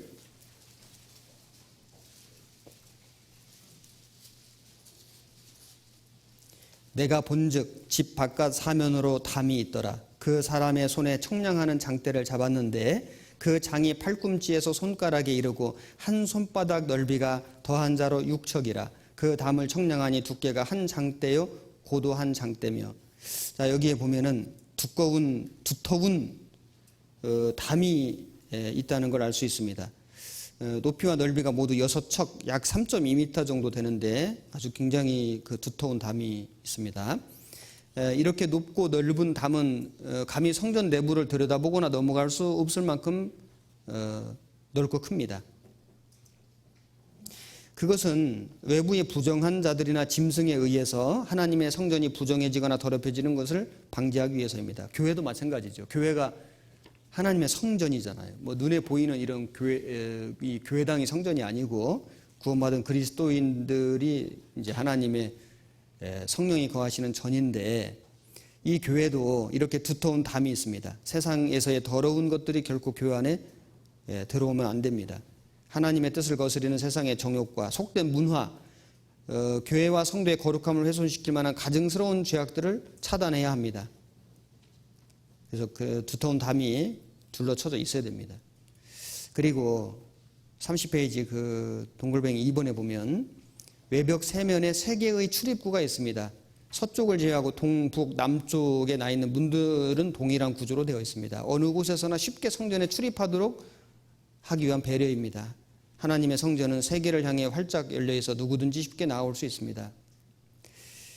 그래서 복음을 받아들이기 원하는 자는 누구든지 조건에 관계없이 구원을 받을 수 있습니다. 반드시 문으로 들어와야 되고 모든 사람에 공평하게 열려 있습니다. 내가 곧 문이요. 예수님은 자기 자신을 구원의 문이라고 말씀하셨습니다. 그리고 계단이 있는데 성전 외부에서 성전 바깥뜰로 들어가기 위해서 7개 계단을 거쳐야 하며 또 성전 바깥뜰에서 성전 안뜰로 들어가기 위해서도 다시 8개의 계단을 거쳐야 합니다. 자, 이걸 우리가 좀 교훈받아 보면은 구원받은 사람들은 하나님 계신 곳으로 나아가기 위해서 보다 더 성숙한 신앙을 가져야 한다. 그래서 구원받은 것은 우리가 은혜로 단번에 되는 것이지만은 성화, 거룩해져가는 과정은 우리가 노력을 통해서 우리 어떤 수고와 헌신을 통해서 점진적으로 되는 것이다는 걸 알 수 있습니다. 처음부터 아무 노력 없이 갑자기 높은 곳에 이를 수는 없습니다. 장성한 믿음의 분량에 이르기 위해서 날마다 말씀과 경건의 신앙 훈련이 필요합니다. 스텝 바이 스텝이죠. 거룩한 하나님의 존전에 나아갈 수 있지만은 계단을 오르듯 성숙해가는 모습으로 하나님께 나아감을 보여주고 있습니다. 루처라는 사람이 이렇게 말했습니다. 구원은 즉시로 받지만 성결은 계속되는 과정이다. 속성반은 없다. 우리는 이 신앙의 그 과정들이 다 필요합니다. 그래서 지금까지 우리가 그 구원받은 이후에 거쳐온 모든 그 나름대로 코스들이 있잖아요. 여러분들이 걸어오신 그 신앙의 코스들이 오늘날 나를 있게 한 것이다. 돌아보면은 어떤 분들은 생각할 때 이건 불필요한 고생을 한 것 같고 무의미한 것 같고 너무나 나만 고생한 것 같고 뭐 여러 가지 이런 모습들이 다양하게 있는데 그러나 하나님은 그 모든 것을 계단 삼아서 우리가 오늘날 여기까지 오게 하신 것이다. 우리 신앙의 그런 그 과정들이 다 우리에게 필요했습니다. 그 모든 것이 합력해서 선을 이루었고 오늘날에 내가 있도록 만들어 준 것입니다. 그리고 좀 뒤로 넘기셔서 그 좀 개인적으로 읽어 보시고요. 33페이지를 보겠습니다. 라지 시본의 거룩한 새 땅의 회복과 분배에 대한 내용 중에서 47장 1절 말씀을 찾아보겠습니다. 47장 1절.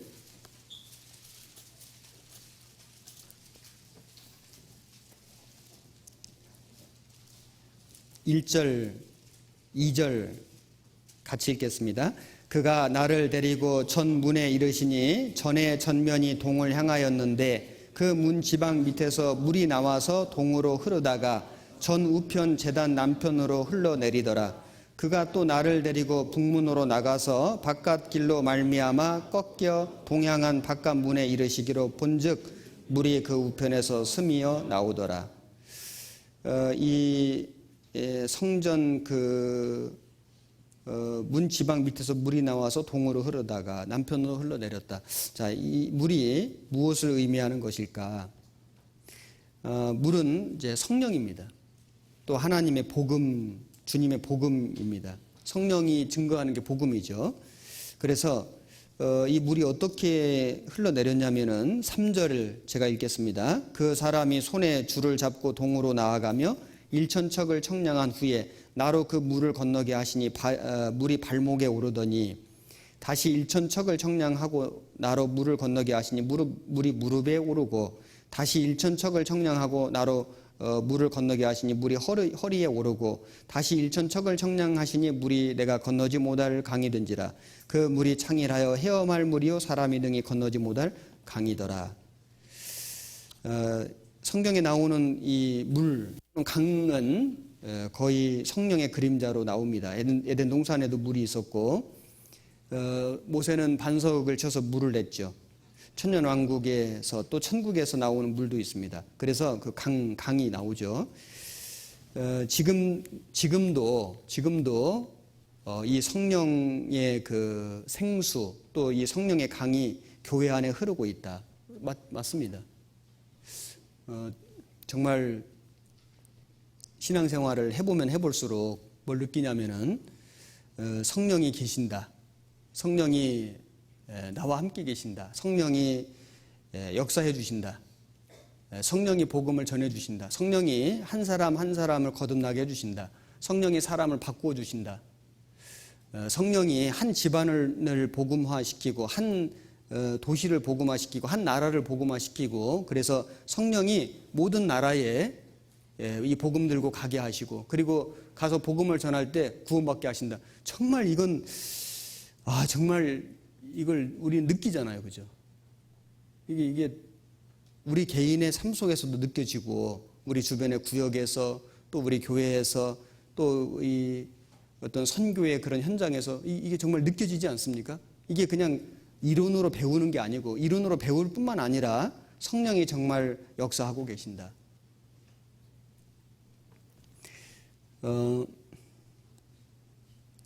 언뜻 생각이 나는데 제가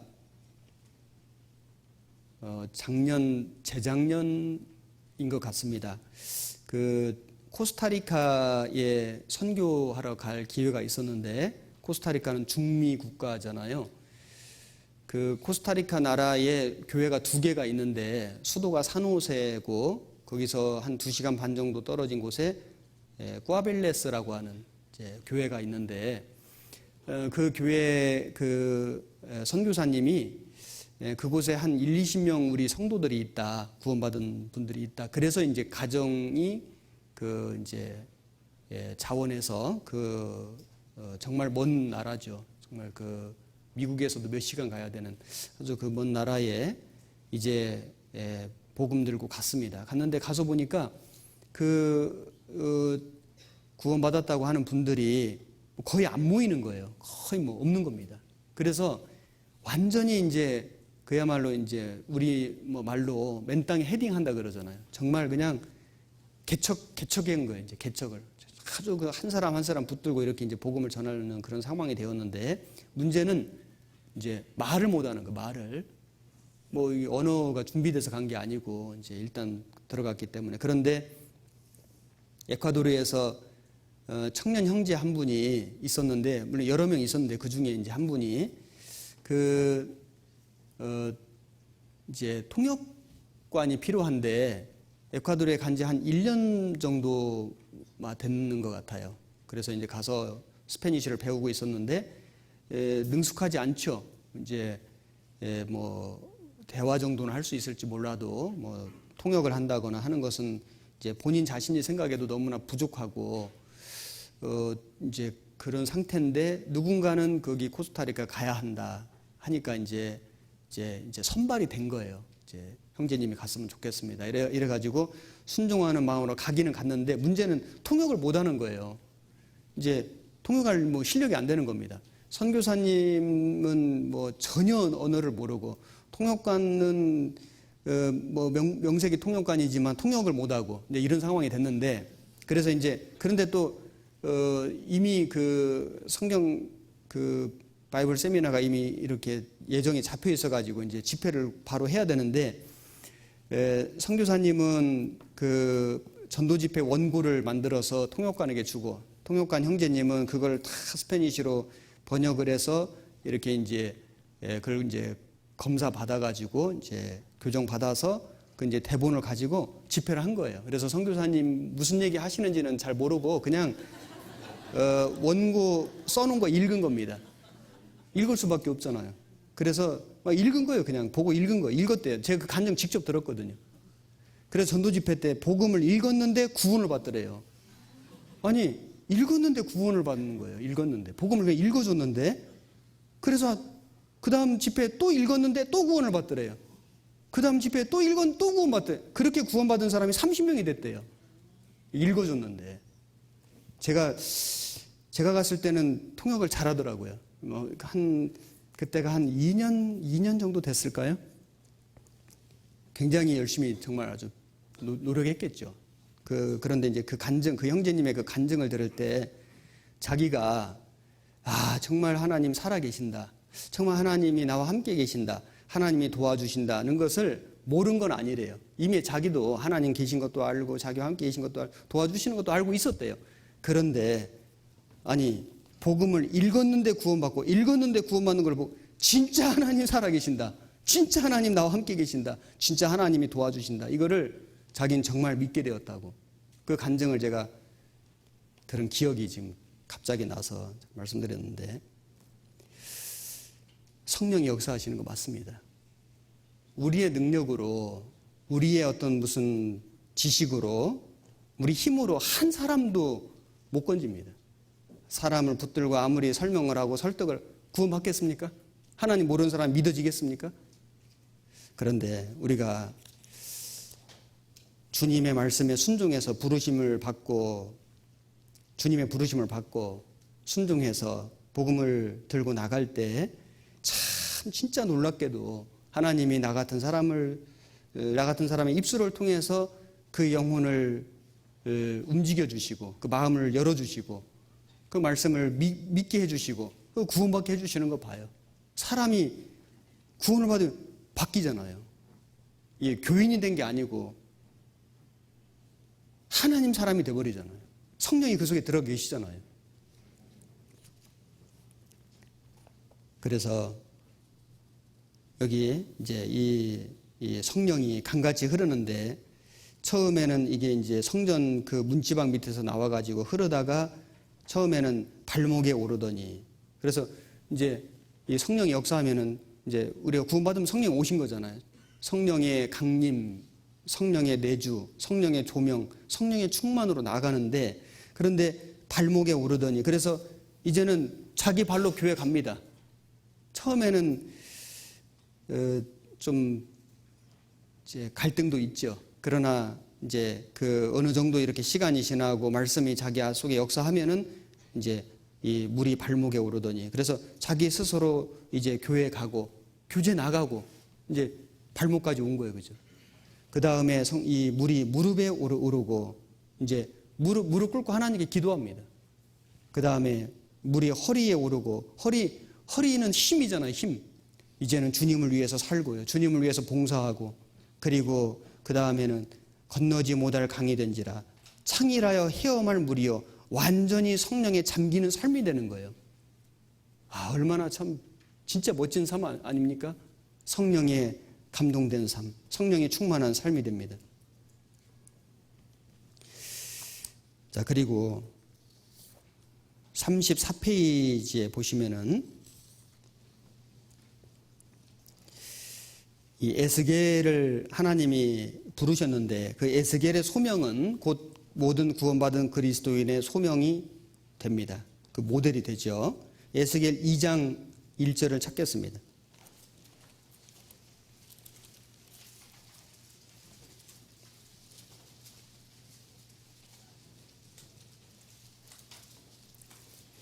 그가 내게 이르시되 인자야 일어서라 내가 네게 말하리라 하시며 말씀하실 때 그 신이 내게 임하사 나를 일으켜 세우시기로 내가 그 말씀하시는 자의 소리를 들으니 내게 이르시되 인자야 내가 너를 이스라엘 자손 곧 패역한 백성 나를 배반하는 자에게 보내노라. 그들과 그 열조가 내게 범죄하여 오늘날까지 이르렀나니 이 자손은 얼굴이 뻔뻔하고 마음이 강팍한 자니라. 내가 너를 그들에게 보내노니 너는 그들에게 이르기를 주 여호와의 말씀이 이러하시다 하라. 그들은 패역한 족속이라 듣든지 아니 듣든지 그들 가운데 선지자 있은 줄은 알지니라. 6절 7절 같이 읽겠습니다. 인자야 너는 비록 가시와 찔레와 함께 처하며 전갈 가운데 거할지라도 그들을 두려워 말고 그 말을 두려워 말지어다. 그들은 패역한 족속이라도 그 말을 두려워 말며 그 얼굴을 무서워 말지어다. 그들은 심히 패역한 자라 듣든지 아니 듣든지 너는 내 말로 고할지어다. 하나님은 에스겔 선지자에게 소명 부르시고 콜링 부르시고 사명 미션을 주셨죠. 먼저는 부르심을 받아야 됩니다. 부르심을 받은 적도 없는 사람이, 즉 말해서 거듭나지도 않은 사람이 하나님께서 그 사람에게 어떤 일을 맡기실 때는 먼저는 그 사람에게 생명을 주셔야 되잖아요. 이 세상에 많은 기독교인들이 있습니다. 거듭나지 않은 기독교인들도 있죠. 거듭난 경험도 없으면서 하나님의 소명도 받지 못했으면서 하나님의 사명을 수행하려고 한다면은 아무 능력이 없을 겁니다. 그냥 인간의 힘이죠.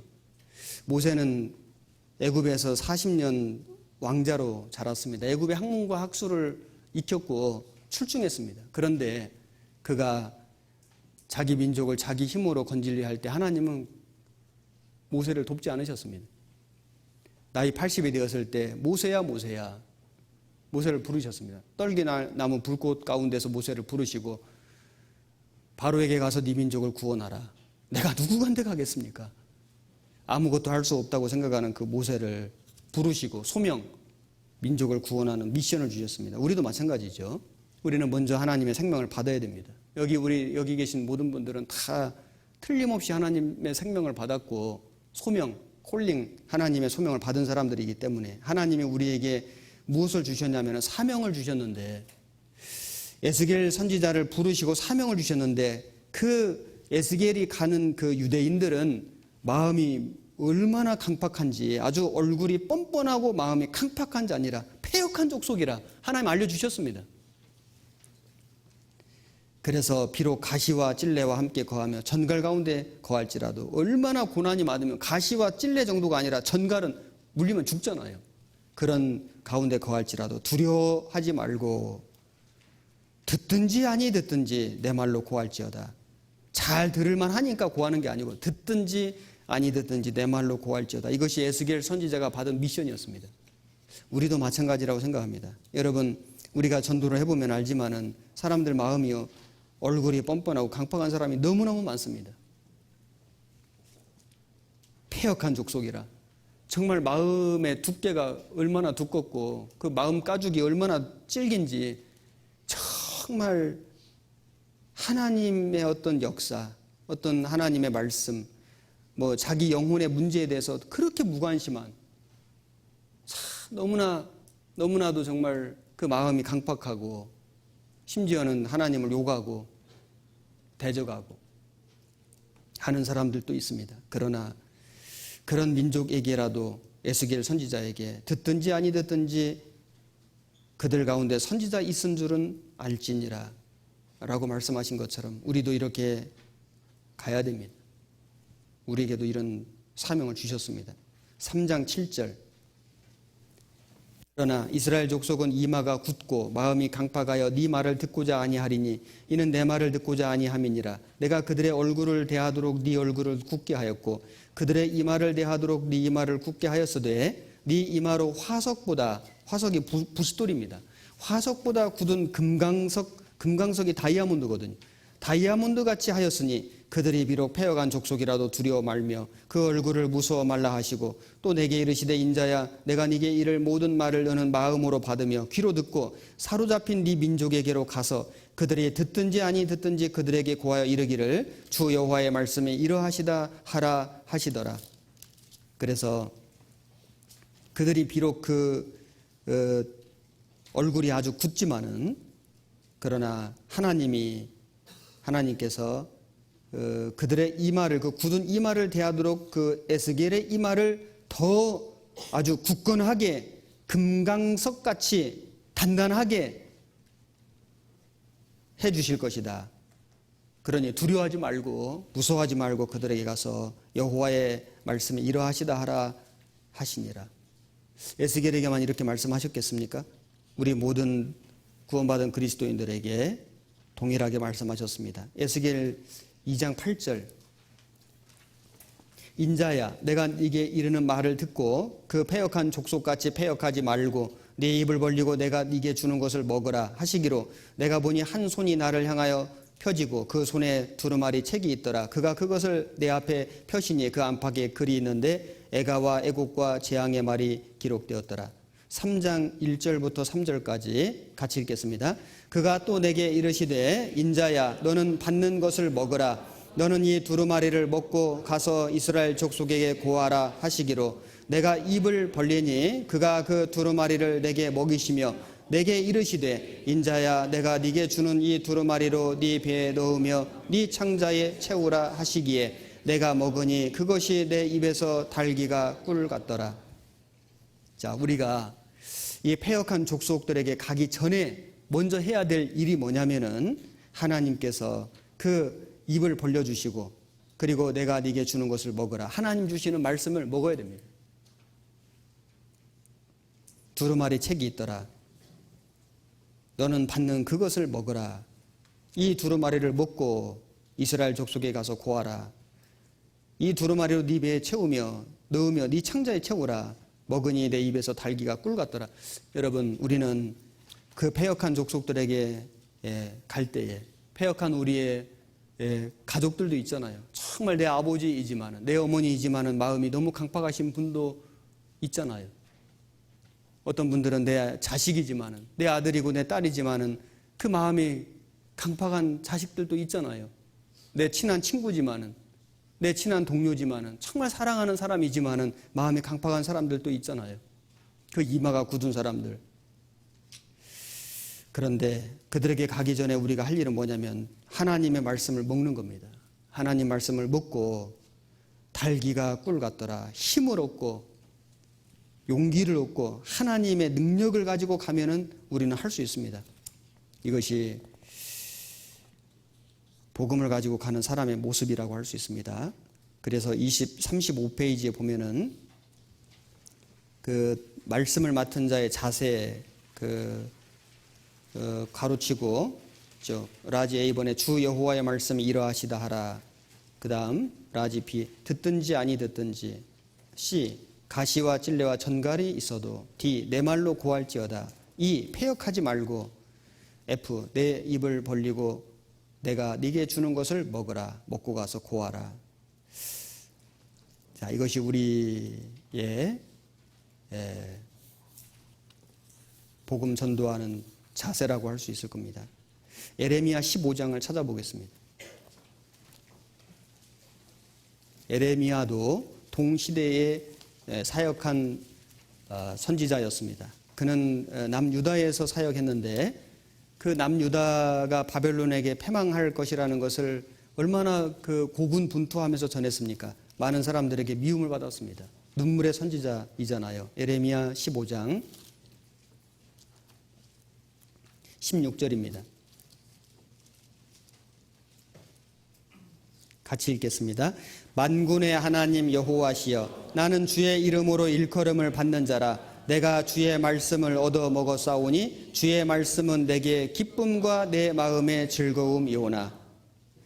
주의 말씀은 내게 기쁨과 내 마음의 즐거움이오나.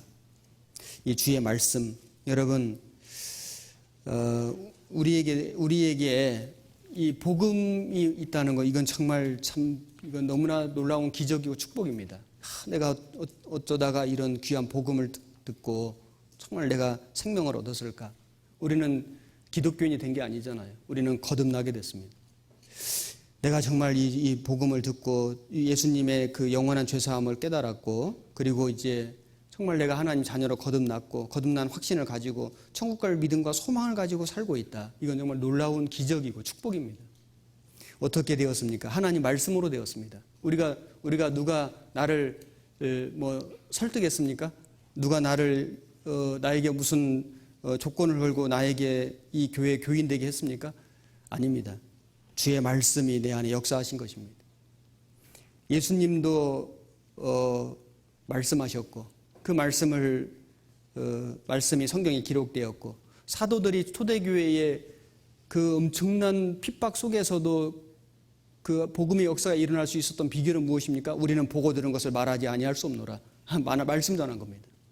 예수님의 죽으심과 부활을 전한 거예요. 지금까지 기독교 역사 속에서 복음이 일어난 곳마다 공통점은 뭐냐면 말씀이 들어가고, 말씀이 역사하고 말씀이 전해진 겁니다. 오직 주의 말씀입니다. 내가 마지막 시대에 믿음을 지키고 또 에스겔처럼 소명, 부르심을 받고 사명을 우리가 감당하기 위해서 필요한 게 무엇이냐? 하나님 말씀인 겁니다. 오직 말씀. 여기 대부분 청년들이시기 때문에 청년의 시기에 우리가 말씀으로 무장하고 이 말씀으로 훈련을 받는다면, 우리 사무엘 학교도 하고 기도원 학교도 하잖아요. 정말 저는 이게 너무나 좋은 기회라고 생각되거든요. 야, 우리 청년 때 좀 그런 게 있었으면 얼마나 좋았을까? 우리 청년 때는 제가 교회학교 교사도 여러 해 했지만은요, 무슨 공과책도 없었습니다. 공과책도. 무슨 교재도 없고, 무슨 참고할 만한 책도 없고, 사실 거의 없었습니다. 물론 그것이 핑계가 될 수는 없지만은, 이제 그때하고 비교한다면 지금은 정말 너무나 좋은 책들, 너무나 많은 자료들, 얼마든지 성경을 공부하기를 원한다면 성경을 공부할 것이 너무 많아서 못하는 것이지, 공부할 게 없어서 못하는 게 아니죠. 우리는 이 하나님 말씀을 여기 받아 말씀을 얻어 먹었사오니 내 기쁨과 내 마음의 즐거움이구나. 이 하나님 말씀을 얻어 먹고 이것으로 기쁨과 즐거움을 삼아야 됩니다. 정말 그렇게만 할 수 있다면은 그 사람 속에 성령이 발에서 발목으로, 무릎으로, 허리로 오죠. 완전히 잠길 겁니다. 하나님이 그 사람을, 비록 우리 개인은, 우리 육신은 그렇게 훌륭한 게 없을지라도 하나님의 말씀으로 무장된 사람이라면은 그는 두려움도 없고 어딘지 갈 수 있고 하나님이 그를 귀하게 쓰실 겁니다. 에스겔처럼, 에레미야처럼. 오늘날 우리 시대에 에레미야가 필요하잖아요. 에스겔이 필요하잖아요. 다니엘이 필요하잖아요. 40페이지 마지막입니다.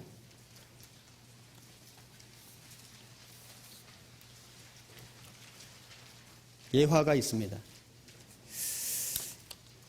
예술가들에게 가장 경계의 대상이 되는 것 중 하나는 타성에 젖어 생기와 신선미, 창작 감각을 잃는 곧 매너리즘에 빠지는 일이라고 합니다. 그래서 예술가들에게 매너리즘에 빠졌다고 하는 것은 얼굴을 뜨겁게 하는 혹평이라고 합니다. 그런데 이러한 매너리즘은 예술뿐만이 아니라 신앙에 있어서도 매우 위험한 적입니다. 매너리즘에 빠지게 되면 아무 감동이나 감사도 없이 단지 그 시간이 되었기에 신앙생활을 하고 습관에 의한 관성에 따라 종교적 활동을 수행합니다.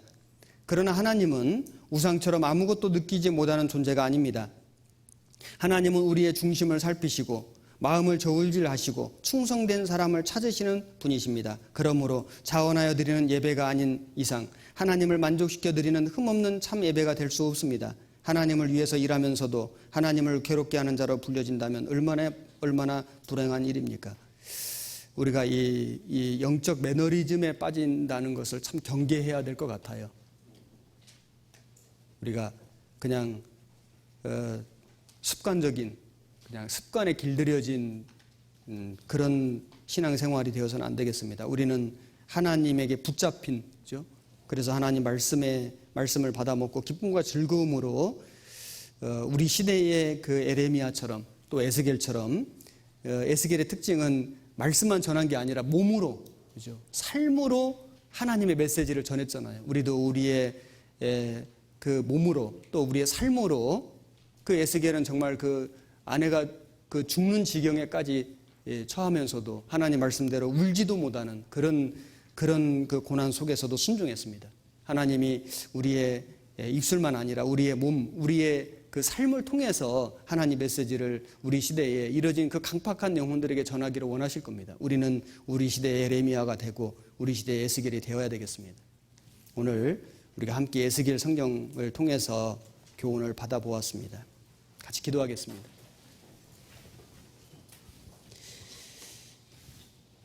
살아계신 하나님 아버지, 오늘 에스겔 성경을 함께 공부할 수 있도록 도와주신 것 감사합니다. 그 옛날 그 바벨론 포로 속에서도 하나님 말씀을 받아서 입술로 몸으로 삶으로 전했던 그 에스겔처럼 우리 시대에 하나님, 우리도 하나님의 말씀을 받아먹고 우리의 입술로, 우리의 몸으로, 우리의 삶으로 전하는 사람 되기를 간절히 소망합니다. 여기 머리 숙여 기도하는 주의 청년들 하나님 일일이 기억해 주시고 사랑해 주시고 성령으로 충만케 해 주셔서 우리 주변에 이뤄진 영혼들을 몇 사람이라도, 아니 더 많은 사람들을 건지는 우리가 되게 도와주옵소서. 우리의 믿음을 더욱 충만케 해주시고 우리의 삶을 더욱 충성되게 해주셔서 우리 모두가 다 주님의 일에 귀하게 쓰임받다가 우리 주님 호련히 오시는 그날 그 주님 앞에 우리 모두가 다 자랑스럽게 담대히 설 수 있도록 하나님 도와주시옵소서. 오늘 모든 시간 함께 해주신 주님께 감사드립니다. 우리를 사랑하시는 우리 구주 예수님 이름으로 기도드렸습니다. 아멘.